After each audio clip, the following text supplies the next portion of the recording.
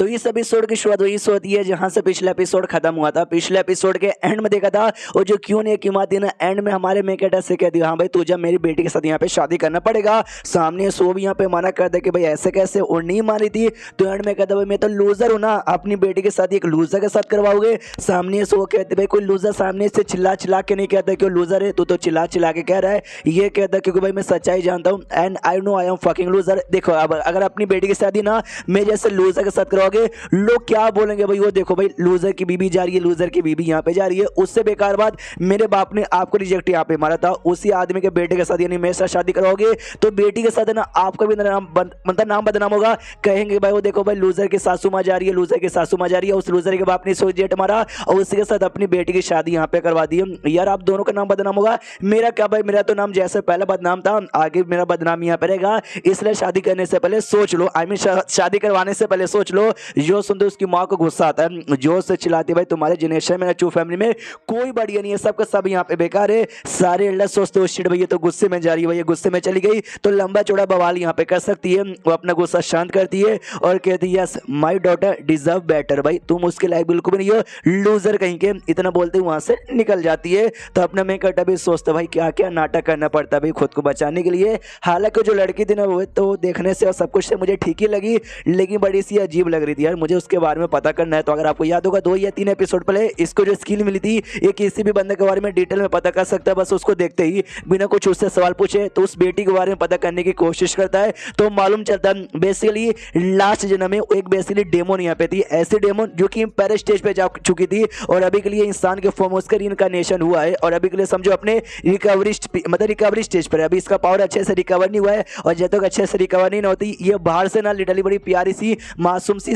Cute सी charming सी girl यहाँ पे बनी रहेगी, जिसको भाई ना यंग और जो टैलेंटेड और साथ ही में जो हैंडसम लड़के ना उसके ऊपर प्यार आएगा, लेकिन अंदर ही अंदर काफी निर्दय लड़की रहेगी। तो ये भी देखता रहे बाप रे भाई पीछे जन्म में एक डेमन थी ऊपर से इम्पेयर स्टेज की थी। तभी तो भाई इससे ज्यादा मैं इसके बारे में डिटेल में पता नहीं कर पाया क्योंकि इन शॉर्ट भाई इम्पेयर स्टेज पे मैं नहीं ना गया हूँ, लेकिन ये पीछे जन्म में इम्पेयर स्टेज पे थी। धीरे धीरे रिकवर हो रही है, बहुत जल्दी ये भी इम्पेयर स्टेज के ऊपर यहाँ पे चल जाएगी। और इसमें ये भी लिखा था कि भाई जो यंग जो हैंडसम लोग है ना उस पर दीवाना हो जाती है। हाँ तो भाई भले मैं ऐसा लोगों के सामने नल्ला लगता हूँ लेकिन सारे लोग मानेंगे हैंडसम तो अपन यहाँ पर है। लेकिन भाई शादी मेन कैंसिल करने वाला मैं नहीं बल्कि मेरा तीसरा भाई था, तो उसके ऊपर कोई मुसीबत तो नहीं आएगी यार, मुझे एक बार के लिए उसको इन्फॉर्म कर देना चाहिए। तो जो बर्ड इसके पास थी ना उसको समझाता है कि ऐसी ऐसी बातें जाके इन्फॉर्म यहाँ पे कर देना। तो बर्ड भी यहाँ पे शायद चल जाती है और जैसे वो यहाँ पे जाती है ना ये सोचता है कि वेल यार जो कुछ शादी वादी का कांड हुआ ना उससे हल्का सा भाई दोनों फैमिली के बीच में दरार रहेगी, हल्का सा कुछ ज्यादा फर्क यहाँ पे नहीं पड़ेगा। यानी ये मामला उतना भी बड़ा नहीं है जितना भी लोग ऐसा समझ।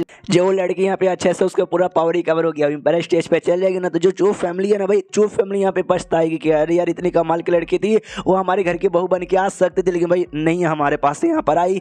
इसके बाद यार एक दिमाग में डाउट आ रहा है कि भाई हमारे साउथर्न एरिया में कोई भी इम्पेयर स्टेज का बंदा इतने सालों से नहीं आया, उसके पीछे कुछ रीजन भी यहाँ पे था, लेकिन रीजन सुनने से उतना भी आसान नहीं लगता जितना आसान रीजन बताया यहाँ पे जाता है कि भाई क्यों ये नाम की जो लड़की यहाँ पे ना पहला रीजन ये और सेकेंडली जैसे मैंने इसके बारे में इंफॉर्मेशन पता चला तो लास्ट जन्म में ये बेसिकली फॉक्सफुली डेमन यहाँ पे थी, एक डेमन यहाँ पे थी। लेकिन ये जन्म में जब इसका वापस से पुनः जन्म हुआ तो फॉक्स आई मीन इंसान के रूप में कहे को भाई वापस से फॉक्सफुली डेमन या दूसरे डेमन के रूप में आना चाहिए था ना। और उससे ज्यादा ना हैरान कर दिली बात उसकी मां, मेरे बाप ने पहले से उसको रिजेक्ट यहाँ पे मारा था, उसको तो मेरे फैमिली से नफरत यहाँ पे कर देना चाहिए था, लेकिन तो भी अपनी बेटी का शादी हमारे चू फैमिली में करवाना चाहती है। आई डोंट नो भाई मुझे लगता है सबके बीच में कोई ना कोई कनेक्शन है और मिलजुल के लंबी चौड़ी कुछ ना कुछ प्लानिंग चालू रहेगी। आई डोंट नो, लेकिन अभी के लिए मुझे ज्यादा कुछ नहीं करना है, यहीं पर रहना, इंतजार अपना यहाँ पे करना है ताकि धीरे धीरे मेरा पावर यहाँ पे बढ़े और जो कुछ भी प्लानिंग करे उनकी प्लानिंग की धजिया उड़ा दूं। उसके बाद जो बर्ड है ना बर्ड वापस आ जाती है, जिसको देखते कहते हैं बर्ड तो वापस आ गई यानी तो पक्का ने तीसरे भाई को इन्फॉर्म कर दिया। अब इन्फॉर्म हो चुका है, उसको जो करना करे अपने बाप का किया जाता है। उसको यहाँ पे शीश होता है एक और ईविल सेट की ओर। हाँ अभी इस ईविल सेट का नाम क्या है आई डोंट नो, लेकिन सेट का एक लीडर है ना एक टकले बुढ़े आदमी से बातचीत करता हूँ और कहते सुनो टकले प्लस बुढ़े यार आपकी उम्र यहाँ पे खत्म होने की बारी आ चुकी है, मुश्किल से कुछ मैंने यहाँ पे जिंदा रहोगे उसके यहाँ पे टपक जाओगे, लेकिन जो मेरा काम है अगर आपने वो काम यहाँ पे पूरा कर दिया ना तो जो ब्लड पेयर यानी एक मोती यहाँ पर है ब्लड मोती कह लो वो मैं आपको दे दूंगा, जिससे आपका 10 साल उम्र बढ़ जाएगा और जैसे उम्र बढ़ेगा आप कल्टीवेशन करके अपने लेवल अप लोगे तो ऑटोमेटिकली उम्र और यहाँ पे बढ़ जाएगी। बस मेरा काम करना है चुप फैमिली के कुछ एल्डर्स को यहाँ पे मारना है। टकलू कहता सच्ची में उतना कमाल का मोती मुझे दे दोगे? जो सुनते वो कहता भाई ऑफकोर्स मैं अपने सेट का लीडर हूँ, जो मैं सामने वादा यहाँ पे करता हूँ वो वादा मैं निभाता हूँ। जो सुनते टकलू कहते वादा की बात नहीं है, आपने मुझे क्या बोला बस भाई चू फैमिली को कुछ एल्डर्स है ना उनको यहाँ पे मारना है, तो उसके बदले सच्ची में भाई इतना कीमती मोती मुझे दे दोगे? ये कहता हाँ उस चलेगा भाई। अब मेन एल्डर को भी मारना नहीं है, उसमें जो चू लुओ का बेटा है ना यानी हमारा मेन कैरेक्टर, उसको पकड़ना, उसको यहाँ पे कैप्चर करना है। वो बस हमारे हाथ में लग गया ना, बाकी चू फैमिली के तो वैसे भी बैंड बजा देंगे। और मेन मेरा मकसद है वो जो चू लुओ उसका बाप है ना बहुत कमीना है भाई, उसने हमारे सेट की इतनी बार बैंड बजाई है ना कि भाई बहुत गुस्सा आता है। हमारा सबसे बड़ा दुश्मन यहाँ पर है तो उसका भी बदला यहाँ पे ले लेंगे। तो ये काम इसलिए कर देगा ना जो सुंदर टकलू कहता है कि बोल हाँ हो जाएगा। तो ये जो मोती था ना मोदी का आधा हिस्सा देता है, ये कह दो कि भाई आधा हिस्सा भी और आधा हिस्सा काम होने के बाद टकलू भी कहता है ओके ठीक है, इतना बोल के निकल जाता है। और जो टकलू ज्यादा टकलू भी मनी मन सोचता है कि वेल ये काम मुझे करना क्या ना, मैं जो लेवल है ना वाइड स्टेज के पीक लेवल पे एकदम अटका पड़ा हूँ। वाइड स्टेज के बाद जो कंपाउंड स्टेज आता है ना, कंपाउंड स्टेज पे चाह के भी मैं जा नहीं पा रहा हूँ। तो वैसे मेरा दिमाग का दही हुआ था, तो अगर मुझे अपना लेवल अप करना है ना तो इसी मोती द्वारा यहाँ पे कर सकता हूँ। तो उसके लिए मुझे सामने से पंगा लेना पड़ेगा। पंगा लेने में डर लगता है क्योंकि उस फैमिली का जो लीडर यहाँ पर नो टकलू साला आई मीन बुढ़ाऊ, अरे अपना दादा वो बड़ा स्ट्रॉन्ग है भाई, उसके साथ फाइट हो जाएगा जिसमें मैं जीत ही जाऊंगा, उसके चांसेस नहीं है। प्लस है ना उसके पास से बड़ा कमाल का वेपन है, वो वेपन भाई ज़्यादा डिफिकल्ट करेगा। प्लस एल्डर्स भी सपोर्ट करने के लिए आ जाएंगे। लेकिन डोंट वरी, आप उनके पास इतना टैलेंट तो है कि भले उसको हरा ना पाऊँ लेकिन उसको हाथों से ना बच के निकल जाऊंगा।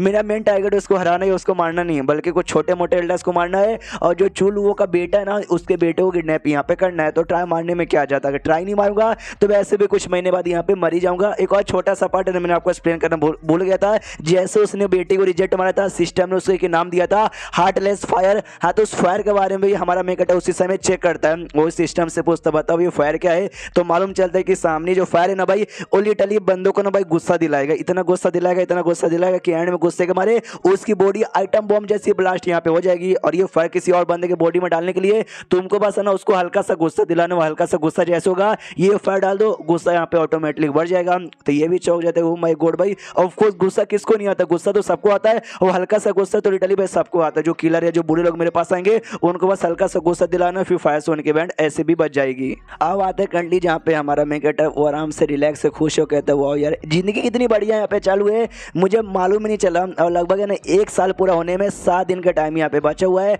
अपन एक ऐसा बंदा था जो कल्टीवेशन कर नहीं सकता था और अब ना डायरेक्ट अपन ट्रू स्टेज के ऊपर यहाँ पे आ चुका है। बंदों को बोलूँगा कि अभी 1 साल में मैंने इतना कुछ उखाड़ लिया, कोई मेरे बातों का विश्वास नहीं करेगा, कोई कल्टिस भी काफी दिनों से नहीं आया, कोई आए भी ना वो ये बढ़िया यहाँ पर होगा। लेकिन कहते हैं ना शैतान का नाम लिया तो शैतान हाजिर, वही टकलू बुढ़ाऊ वो यहाँ पे पहुंच जाता है। जैसे पहुंचता है यही भी कहता है देखा भाई शैतान का नाम लिया और शैतान यहाँ पे हाजिर।